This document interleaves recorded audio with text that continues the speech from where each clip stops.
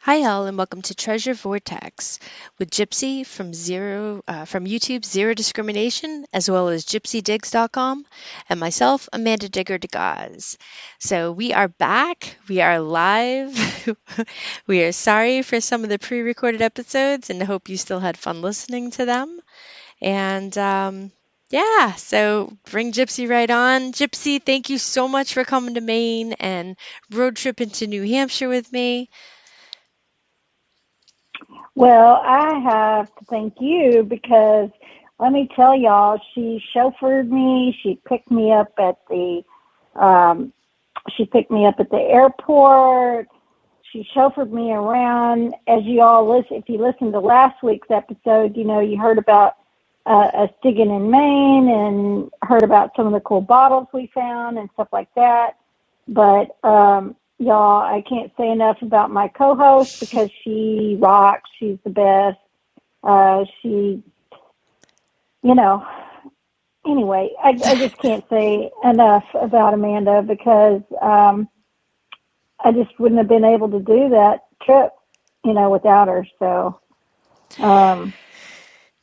Well, I do it anyway, over and over and over because it's a lot of fun.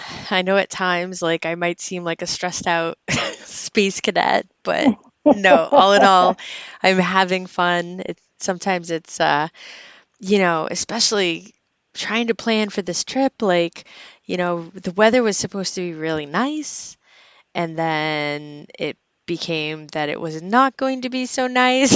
And yeah, so yeah, I tell y'all, I have to thank Amanda again right there is because I was not prepared. I'm thinking spring weather. I'm thinking Texas. When I left Texas, it was 80 something degrees, like 82 or 84, something right in there. And so I had only packed like one pair of my pants that have the, what do you call it, like the fleece fleece. lining. Yeah. Yeah. I'd only packed one pair of that, and I think I brought one undershirt for like, what do you call that? Oh, thermal. Thermal. And turns out it's not even really a thermal. Yeah, no, So, it's not. Those are the rip-off. Amanda's like, Amanda's like, where did you get this? I'm like, oh, I got it off Amazon. So it's like, oh my gosh, so thank goodness for Amanda because I'm borrowing all of her thermals because the first day of B.O.N.E, you tell them Oh, about the jeez. first day of B.O.N.E. So the first day was actually Tuesday, and it was cold. The high was supposed to be 52, but the high of 52 was at like 6 p.m. And that was after pouring rain and 30-mile per hour gusts of wind.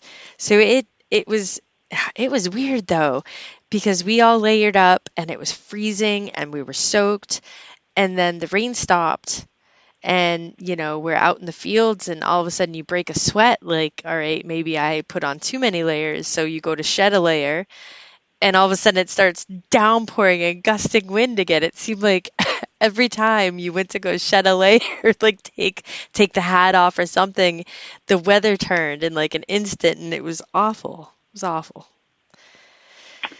Yeah, and that's coming from, Yeah, I'm in Maine. I understand you're from Texas. It's warm down there, but even I was cold. So I think it was just the mix yeah, of the damp, wet, cold wind. It was just, yeah, that wasn't fun. The thermals definitely came in handy, actually every day. I think yep, every day. Thursday I think was the nicest of the days. And even then, I think I still had like one of the lighter thermals on underneath stuff. So, Yeah, so the first day we met up with, um, let's see, it was Flintstone, yep, Flint, and she digs New Hampshire, Miss Laura. and Miss Laura, and Amanda and I, and then who else? Did anybody else join us out there? I think two other guys joined later. Can't remember where they were from, but Flintstone had told us that he had been studying the maps and stuff and found out that there was an old tavern, and so we went. to go hit this tavern area. We started out kind of where the tavern was supposedly at, and there is this big part of a foundation, an old rock foundation there, and I know you detected around it there a little in the very beginning, didn't you, Amanda? Kind of Yeah. in that area. Yep, I did around it and then kind of along the lip of it. And then, I saw you all in the field and I'm like, you know what? This is closer to the vehicles. I should go out and join you all in the field. But yeah, the foundation was nice. It was awesome. The f- Yeah. the first field though seemed like it was like what's it called? It was milkweed, like that type of plant. The entire field was like dead milkweed, so it made it a little bit nolly to It was detect. it was nolly. It was kind of hard to swing. And remember, guys, that it was rainy and wet and damp and just nasty cold. And so we're all out there swinging, getting muddy and dirty. I think didn't you dig that out in that field near the rock wall? You dug. Well, I'll let you tell what you dug. Remember the first thing you dug? Chicken I remember. Yeah. blinders, I think was the first thing I Yeah. had dug. Yep. Yeah, and that was a first for me, and I'd never found chicken blinders before. And of course, you've got to dig that 8-inch modern quarter. I got one of those too. Was so You excited, such a did? great I signal. didn't even know Ye- that. I didn't even know that you dug a Well, modern quarter out there. oh yeah, it was, but it's not something I'd run around and, yay, I found a modern quarter. Well, yeah. It's so disappointing. Yeah. There was once I dug a modern crusty. At first I really thought I'd found something, and it turned out to be a zinc most only part of it. That was that last field we were in, though, the day we left. And then I think I ended up digging a couple stinking Lincolns, which, that's just a given too. But I didn't know about your quarter. Yep, yep. But you found some really cool stuff around. So I had the small coil on. I brought the larger coil and had given up on it because we had found the iron patches. And I don't know if everyone on the show knows this, but I know Gypsy, you know this. I love working the iron. So Gypsy was working the iron, and I came up and started working the iron too. And you found, what was it? A metal? It was so So, neat. yeah, the first thing I got in this area, I said, hey, Amanda just walked up. And I said, Amanda, this is a ton of iron. And I think there was, probably a stable here because I just dug a bunch of horse tack. And my second good target, I just dug it, and she walks up, and it looks like I'm not sure if it's made of pewter or what exactly, but it looks like a shield, and it might have been Yeah. some type of pin of some sort at one time. I'm not exactly sure what it is yet, but I thought it was really cool. I was really excited. And then I was using the smaller coil with the apex when I found that. And then later I decided to switch out, and I think you remained over there and started Like gritting it. detecting around, Yeah. yeah, gritting that.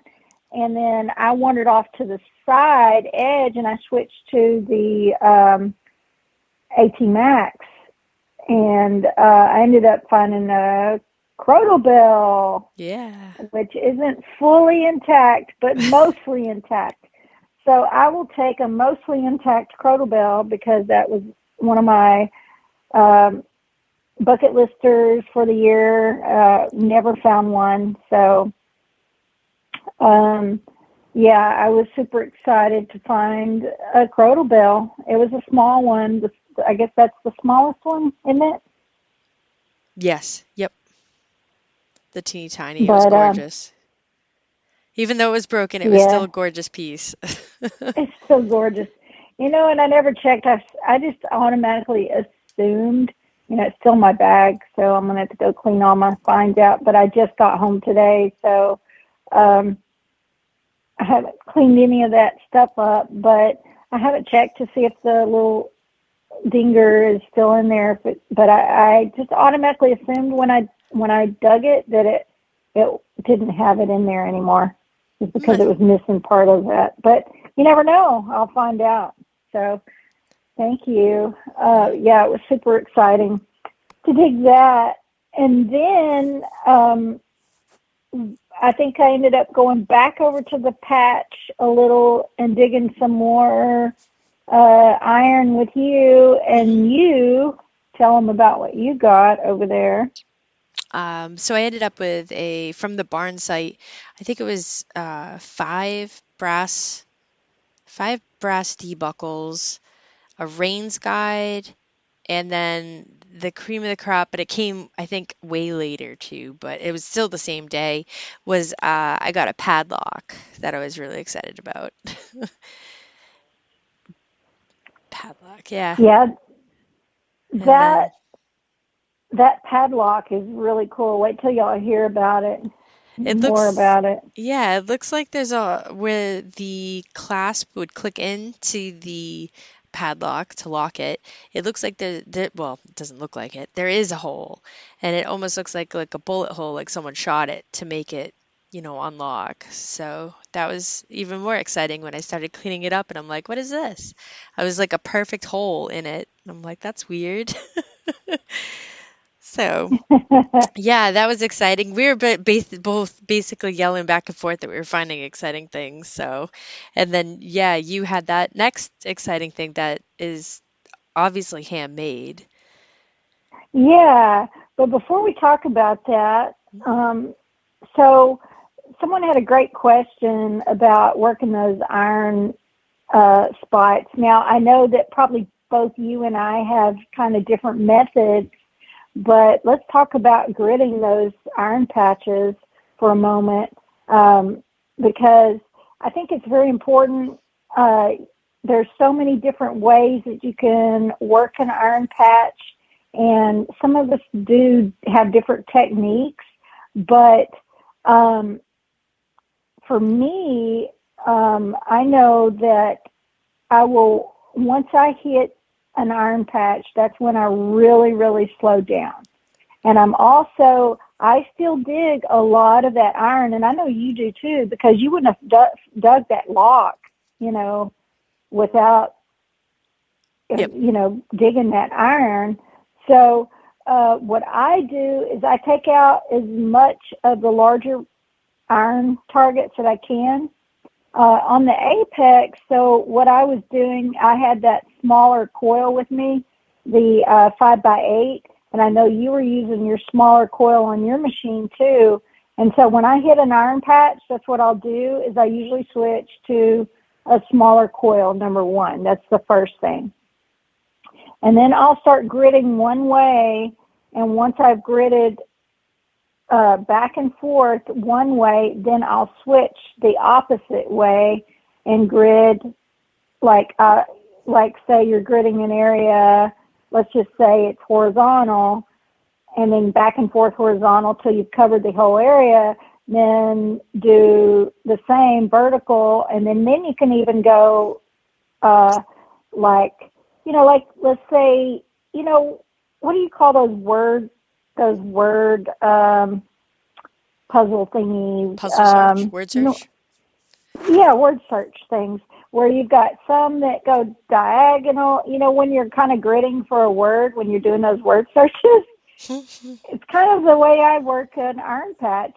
I may go straight across, and then maybe I haven't found that word, so then I'll go, I'll start out vertical, then I'll go down, go, and then I'll start going sideways, with your eyes. The same thing with your coil.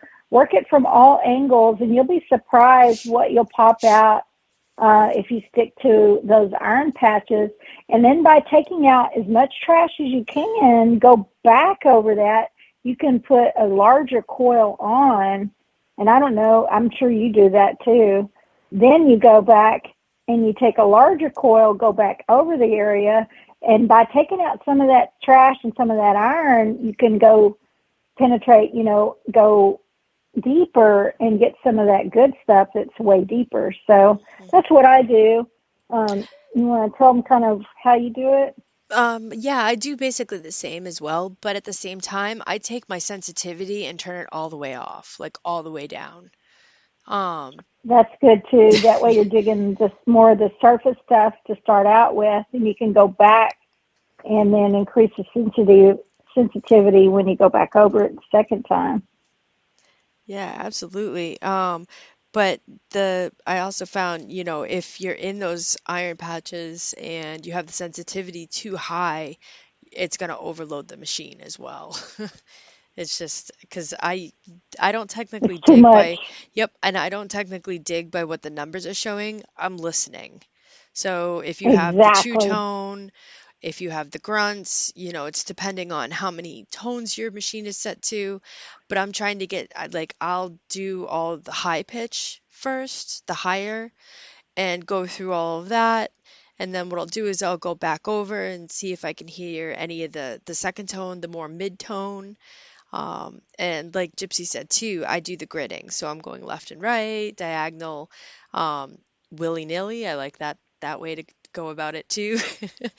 Also find, like Gypsy said, once you get some of that big iron out of the way, and I don't leave it in the hole because it's gonna end up causing the aura or end up blocking other things. I get it out of the ground. So there's definitely proof on the amount of trash and iron we dug. Yes, Um, and that was somebody else's question in there. What do we do with all that? So you want to tell them what you brought and what we did, and then yeah, what we usually do with it? so I have a Home Depot bucket in the back of my truck. And in the truck bed, I know John's got one in the trunk of his in the car. And what we do is, when we carry pouches, and we carry pouches that are kind of big enough to kind of store a little bit of trash. That way we're not having to go back. And I know Gypsy, you did it a couple times too. You set aside like the big shovel or this piece, and even I did it. I got a really big piece. We'd set it on the side to grab it as we go back out, and we'd take breaks, which you should do anyway. You should drink water. You probably shouldn't go detecting for like 8 hours without, at least taking a break for water. And we would dump the pouches in the bucket. And then at the end, I I personally at my house have a bunch of different buckets, and what I'll do is when I get enough of them, I'll load the entire back of my truck and bring it to the metal recycling place up the street. Now I know some of these events, actually more of these events now than not, have a giant it has a giant trough where you can put all of your trash. So we but thankfully this past time too, there were three of us. It was Gypsy, Laura, and myself, and we overflowed that bucket. So um So the yeah. amount of, and I'm sure most of you already know, the amount of can fall that you find a lot of the times in cans and aluminum cans too, which we filled the bucket with plenty of that as well. And some fields had a lot of can fall and some fields didn't. So it's just weird. But yeah, taking out that iron really is important when you start getting into those areas where there's a lot of iron. It's just best to get it out and then go back over that area. And we really wanted to go back. We ended up going to a different spot. I know we wanted to go back to that iron patch later on, but we didn't get a chance. We ended up going to another spot that we can tell you about later. But I know that I've got a spot up here in East Texas that it's the old farm that I go back to all the time, and I'm still pulling out so much iron, and I've pulled out so much iron over. And when you get into those heavy iron concentrated areas, sometimes if you have permission by the property owner, you could even, you could totally go in there and probably do some sifting and stuff and do some, churning that dirt a little or see if they can scrape off, or you could scrape off part of the surface area and take out some of that to get to some of those deeper targets too. So there's many ways you can do that. Definitely. It is. It is. And it was, appropriately, what was Friday? Earth Day, I think. So Yeah. we ended our hunts on Friday. So yeah, when we looked at the bucket and saw it was overflowed, and then met up with Scott, and he's from Vermont, and he said he'd empty and take our bucket. So ended up Yeah, handing over that so the truck could make it home without the extra, 400 pounds of iron in the back of the truck. yeah, it was weighting down Amanda's pickup so bad, trying to go up those hills in New Hampshire, up and down those hills. So once we finally emptied that, it was definitely making those hills a little easier to climb for sure.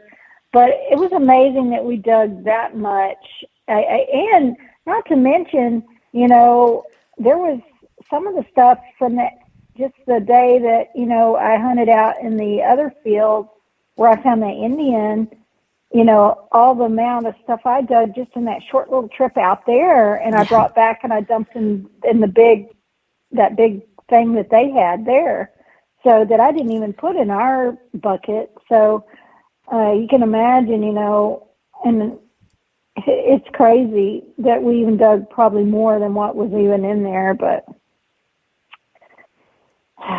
what a great way, to help keep Mother Earth, cleaner. And one thing I wanted to mention, and I was just talking to a friend yesterday, so I got back and got to spend some time with my boys, and before I drove back today, back to East Texas, and I was talking to one of my other friends that metal detects, and she said that she got into an argument the other day online, and she says, I don't know why I bothered, but this guy was saying that he doesn't take out any trash. He just leaves it. And it's just so sad. That is so sad. That not my trash, not my problem. And she was trying to explain to him, about all, the many reasons why you want to take the trash out. And he just couldn't refuse.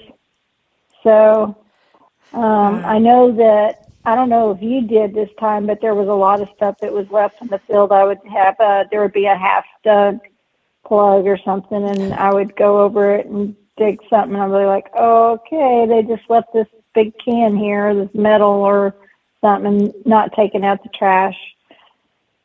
I think it was in that field. So there was one day that we had that separate permission. That was the awesome field. It was absolutely awesome fields. Plus we had Ed was making us cheeseburgers for lunch, which was awesome.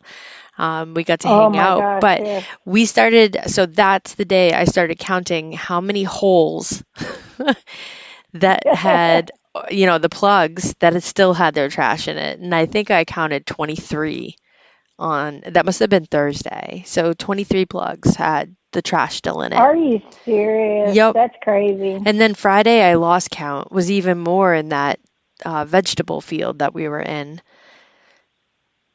And it was just, wow. It's discouraging. It really is. I don't understand it, and I understand your friend getting into an argument about it. I mean, when you do take your trash out, you look at it as people being lazy and kind of, in a way, I don't think it helps the hobby. So No, it doesn't.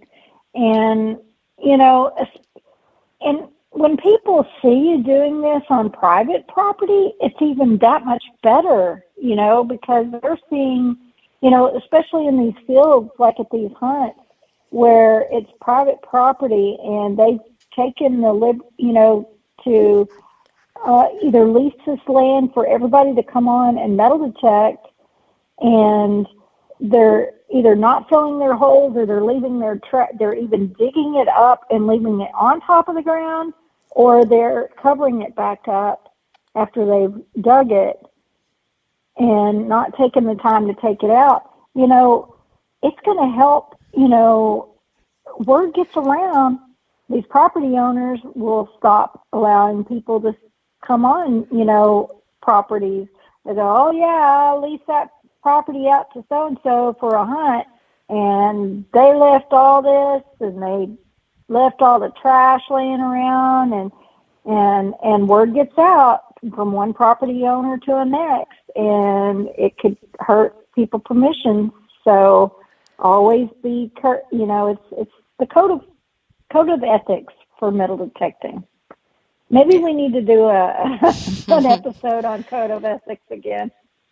It's not, I mean, it's not a bad idea to do it. I mean, I think the majority in our chat have the same, they agree with our sentiments on it. And I don't know, that's kind of like, I know you and I had talked in the past that we think each event should weigh and make it public, like how much trash did you weigh in this week? And so that way, as a whole, as a detecting community, we can say we dug this many thousands of pounds or whatever of trash this year.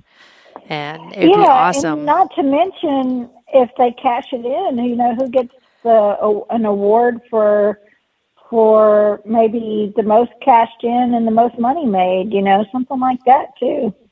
Yeah. So I know a guy that when I lived in Galveston, that he bought a pickup. I mean, a pickup.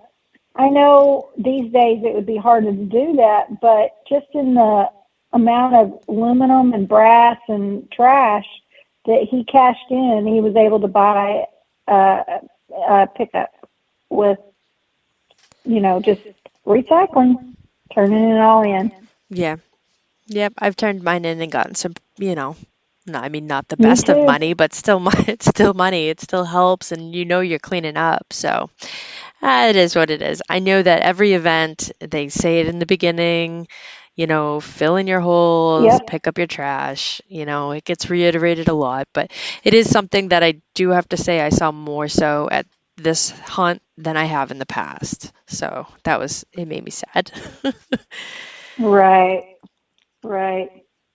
But yeah, that hill, I do have to say, you did really well on Thursday, and that was a lot. That property was a lot of fun.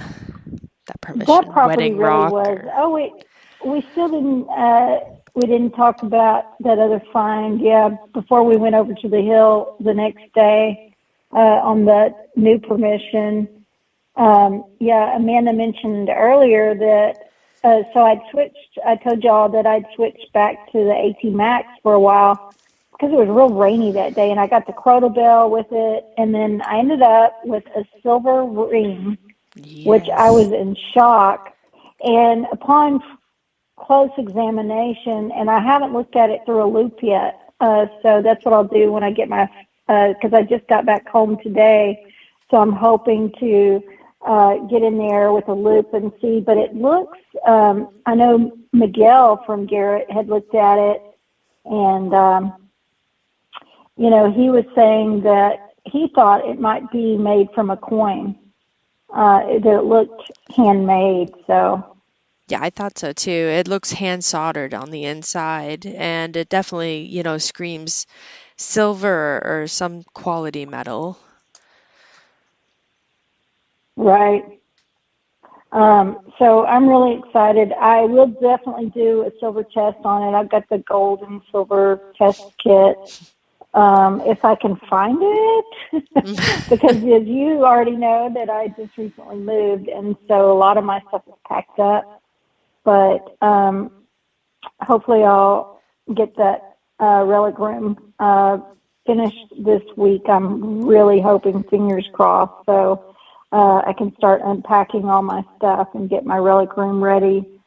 And I'm going to see if there's a way to test that that make sure that, or I guess I could take it into a jeweler or something. They could check it real quick for me. Yep, they But could. I know it's not worth like a gold ring. But I mean, it was hitting very high on there. Usually where my silver range is, so doubtful that it would be white gold for sure. So, Mm. but anyway.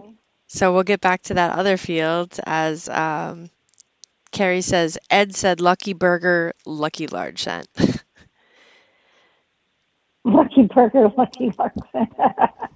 Yeah, so Ed made us hamburgers that day out on a grill, and boy, that just really hit the spot, didn't it, that day? It did. It beat the nut bar and the like Yeah. cheese wrap. Yeah, so Amanda and we had went, I guess it was Monday when we first got there. We went to the grocery store when we got there, and we bought these spinach wrap tortilla thingies, and we got turkey meat and cheese and mustard, and we made these little wraps that we brought in our Lunch with us bag. every day. Yeah, we brought a But that last day we lunchbox. had, yeah, that last day we had cheeseburger from Ed, and right after that, it really must have been a lucky cheeseburger, because right after that's when we had just finished eating, and Amanda was still over there chit-chatting with them, and I'm like, I'm going to go digging, so I grabbed my detector, I downed that hamburger, and then went straight up that hill, and then boom, I got my largie. Yeah. So, Yeah, all of a sudden I get a phone call and she's out of breath and I'm like looking around. I'm like, what'd you find? You all right? What's going on? And she's like, I'm in front of the truck. I look up the hill right straight in front of the truck and she's like, you gotta come here. So, yep, Miss Coronet Head. so I had her video it for me for my YouTube channel. So yeah, I got a largie, a cornet. Let's see, it was 1820. So I was really excited. And most of you know that I'm from Texas, and we just don't find largies here. So I had to go to Ohio to find my first one, which I know Bill's like, stay out of Ohio. Well, I mean, that field was lucky to begin with. You stepped foot out of the truck when we got there, took like 5 steps, and you dug that like super decorative suspender. Oh, yeah, that decorative suspender clip piece that was just absolutely beautiful. And then, Bill says, nope, stay out of Ohio. and then, was it Maddie ended up digging something right then, and Miguel, and it was just like one after another, and that side of the hill was just so good. So good. Right. It really was. But we met some amazing friends, we met Ed, Jeff, and Laura's in chat tonight. It was amazing meeting her and detecting with her. She said she ate 3 cheeseburgers. She was telling me about that later. So, yeah. And you got to see Paul. She could eat 3. Yeah. So, meet Paul. Oh, and then let's tell them about Angelo. Oh yeah. And what his luckiness. He is. So she was. So tell them. So before we got there, she was like, "Oh, I want you to meet Angelo." So go ahead. Yeah. Tell them a little bit. Angelo is a older detectorist I met at my first B.O.N.E, which was 3 years ago. And he was with another guy named Ron, and they just happened to park next to me at the hunt. And it was, COVID was going on, and you weren't really sure going to any of these events how people were going to be. And oh man, they were 2 of the nicest dudes I met at that hunt. And he had found a bunch of militia plates, and so I was listening to his stories, and then I met him, I saw him again the next year, and he's just a nice guy. But this year, so we get up there and I see him and I'm like, Angelo, and he's like, how do you remember my name? type of thing. And you just do with some people, you can remember their names. And I mean, don't get me wrong, I'm sorry if I see you in person and don't remember your name. I have a feeling like certain things are starting to get squished out. Yeah, so Garrett was doing an awesome giveaway at this hunt, and I think you'll probably be the one to give more information on that, but he was the one that ended up winning, so it was really exciting to see him win. And yes, Angelo Primo, Yeah, Laura. Angela Primo. So yeah, he won a dipped Garrett. Let's see, it was the 18 Max. So what I mean by dip is Garrett made just a few. They gave away two at.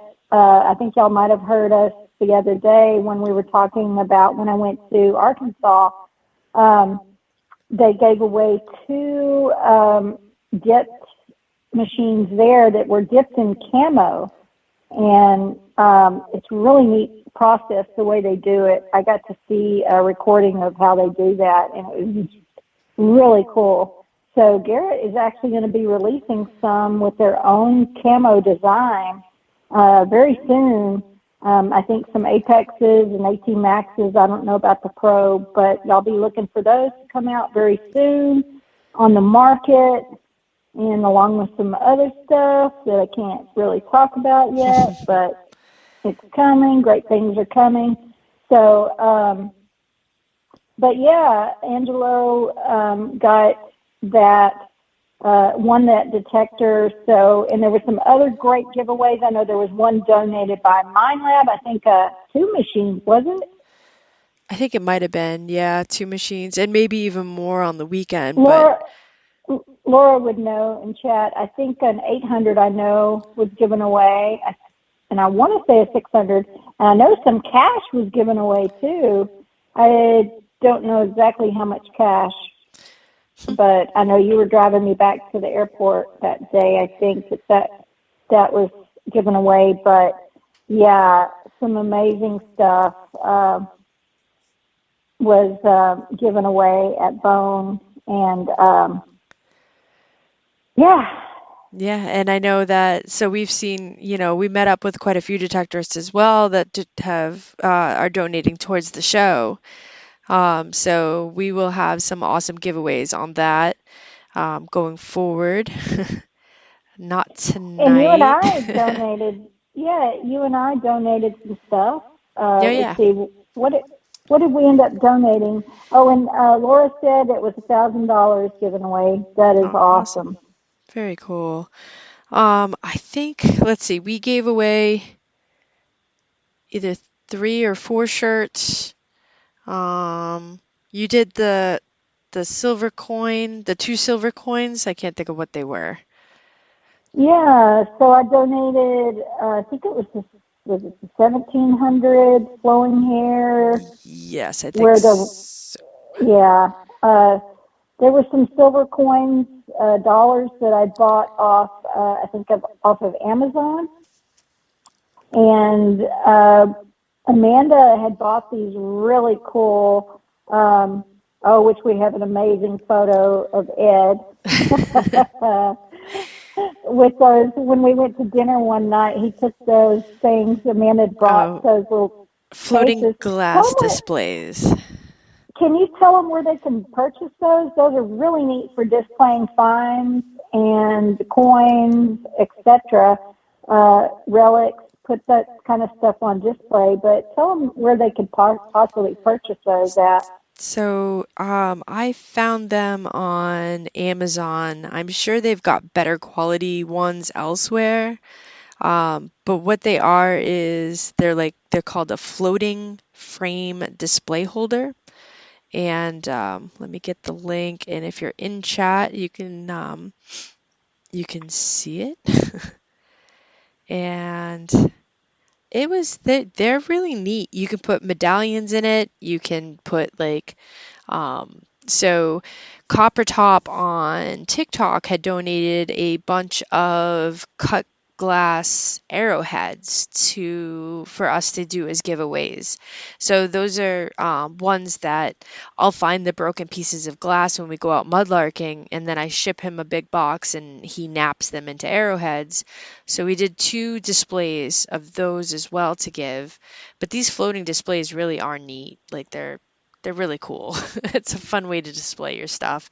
They also have bigger size ones that are really cool, so you could actually do multiple items and make it look like they're floating, or you could see through it like they're in a window glass pane. But Yeah, it's such a neat way to display. So she took the case, and then we put some of the coins that I donated, and we put the glass arrowheads in a few, and we gave those away. And like you said, the T-shirts. What else did we give away? I have no idea. Pens and pins and autograph Oh yeah. pictures. Um, we had the giveaway bag that had, oh, I don't remember. Indian heads, buffalo nickels, mercury dimes, Canadian large cents. Did that, the hunts that we go to that they could pick from the treasure bag. Oh yeah, that's right. Lots and lots of stickers. I think is that it? Yeah, lots of uh, stickers. And yeah, so Amanda brought her goodie bag again. I think I brought a few things for her to donate oh yeah, for that, the but I think V-nickels we left and Indians and stuff like that. But she had some Spanish reals in there. oh So there were yeah, some people, I didn't dig my bucket list for Spanish real, but did, you know, there were some people that, got some Spanish reals that she brought and put in that goodie bag, and everybody got to, pull something out of there. So that was really cool right there. Everybody loves that goodie bag. yeah, it's a lot of fun to do. It is. Tis Oh, very fun. thanks for being with us, Jeff. I know Jeff always has popped in here, and then he's got a show coming on right after us. So we usually try to pop on off of here so y'all can make it to his show. But yeah, Amanda's treasure bag loaded with goodies, and I need to bring you some more next time to donate for that as well. And speaking of, I do have another one of those coins right here, right now, that we could actually give away if you want tonight. Um, I've got it $17.95. I'm holding it in my hand. Um, why don't we do a giveaway? yeah, we absolutely can. And for those people that won the Challenger coins, so Swamp Fox and oh my, Swamp Fox, and I know the other winner is written down here somewhere. Tim, Swamp Fox and Tim. I will be getting those prizes out in the mail today. This week. I ran out of mailers and they don't fit, and I don't want to send them via envelope, so probably tomorrow or Thursday. So if you want to get in on the giveaway that Gypsy's doing right now, you want to jump on over into chat and at least let me know you're here. If you haven't said anything in the chat, just say hi, let me know so I can give And Gypsy. what she's going to start doing is she's going to write down everybody's name, and she's going to put a number beside your name. And then what we're going to do, and I won't know what number that she's written down for y'all, but what we're going to do is we're going to take just drop any comment right now in chat, and she's going to start writing each one of your names down with a number, and then I'm going to go to on my laptop here. Was it random number? I forget what it's called. Random.org. And dot Washboard. Sorry, I'm probably freaking Amanda out wanting to Oh do no. a No. giveaway on the fly, but I thought it'd be fun to do. No. The sigh was for the fact that I am stuffed up and not happy with, not being 100%. So, Right, right. Okay, so I got random.org pulled up on my laptop, and once she gives me how many people are in chat wanting to be in this drawing, we're going to do that. And go ahead, let's see, you can send, if we draw you, we'll also drop it in the chat, but our email, let's see, our email is treasure, no, Vortex. Oh, TV treasure vortex at gmail.com. TV treasure, I'm typing it here, treasurevortex.com, no, at gmail.com. tv.treasurevortex at At gmail.com. Gmail. And Tam, I So might have what y'all given can you do, the wrong address, so if you can make sure you send that button picture to so yeah, TV. if y'all will send TV treasure, whoops, I did it wrong, tv.treasurevortex at gmail.com.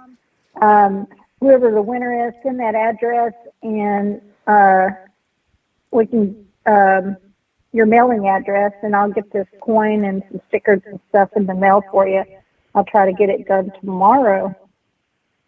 Definitely this week, though. All right, so we have between 1 and 23 in chat right now. 1 and 23. Okay. Let's see.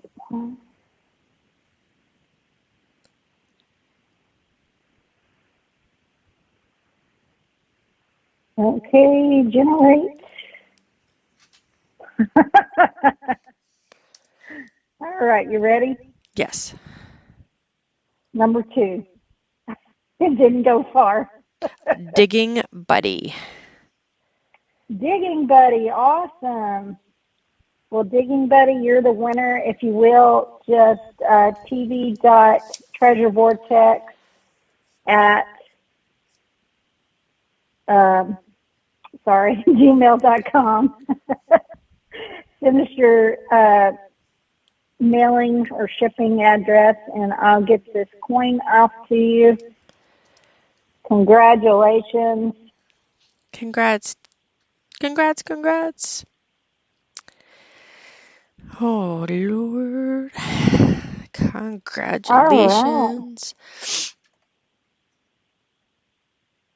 All right. And I feel like there's something else is there anything else we were going to talk about tonight?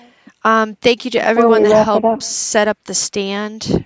I know that the wind was not fun in any way, in shape, or form, so we didn't get to put up the tent.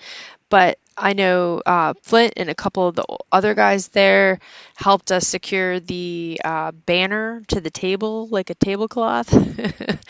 And kind of helped, every once in a while, a gust would actually take everything that was on the table and throw it. Kind of like, ha, ha, ha, go get your stuff. And yeah, we'd have to go pick it all up. So thank you to everyone that helped with that. Thank you to Scott, Vermont 802 digger. He had a really neat idea with bingo. So we had fun playing that, and I think you can catch that on Brad Green Mountain Metal Detecting. I think his video, when he puts it out, will have go over how that bingo went, because that was a lot of fun. So thank you for that. And then that was really fun. That bingo is such a cool idea. We definitely need to do something like that again for some of these hunts. And he bought these scratch offs, and I won $60. Was it 60? I don't even remember. I'll have to look. It's still sitting in the center No, Scott console said I because won 30 bucks. 30 awesome. bucks. So Awesome. yeah. So I won 30 bucks and Brad from Green Mountain He won did really well. $200. Yeah, lucky dog. $200. Laura, we'll have to do that on the next hunt, and we'll all have to do. I may just buy some scratch offs. That was so much fun, and I never bought a scratch off, so that'll be a new experience for me. Speaking of scratch offs, we did tell them what we did real quick. We went to the casino a couple. Oh yeah. So yeah. So, We so the first night, we went. Amanda and I went to the casino, and of course, I wasted 20, 30 bucks. I think 30 bucks. And Amanda goes and wins $111. Yep, she did. And then we went back another night, and I put in 20 bucks, and it ate my 20 bucks. I didn't win anything because I'm not looking so bad. But I don't know if you won anything that night, but I know you still came away still richer because you won that 111. yeah, it tried to get it back for me and that was a no-go. I'm like, "No, we need to leave."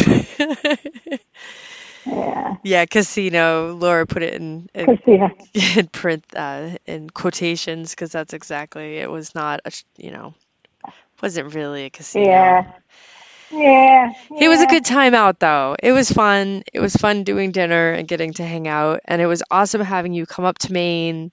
It was awesome having you dig New Hampshire and actually getting, the Crotal Bell and getting your large scent and having a lot of fun. So it was a great time. I mean, uh, we had dug the piles beforehand before going from the site um, that I have that's really old and has been excavating. And I know if you listen to last week's, you can hear some of the stuff that we found, but we got a message right after we checked in on Monday that they had leveled the spoil piles so that way we could find more things. So, we were we were kind of bummed that we got there early, and we could have been digging the piles, but at the same time, we still had a great time. Got back, dropped Gypsy off, and headed home to unload. And then that's the first thing I did is I took a road trip over, and yeah, there's no more spoil piles. They're like all covered now with. I think I would actually need to seriously dig to get to anything. So I was kind of sad at that.